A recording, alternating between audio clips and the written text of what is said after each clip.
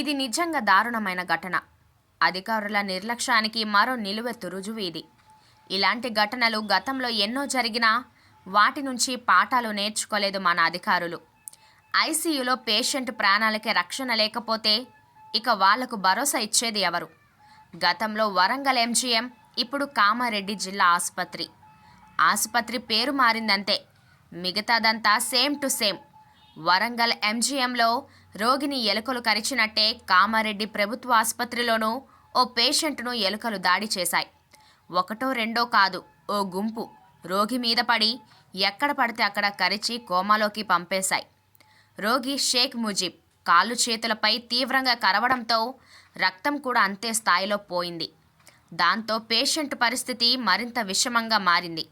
ఇక్కడ ట్విస్ట్ ఏంటంటే, రోగి బంధువులు గమనించి చెప్పే వరకు ఎలుకలు కరిచిన సంగతి అక్కడి సిబ్బందికి తెలియకపోవడం.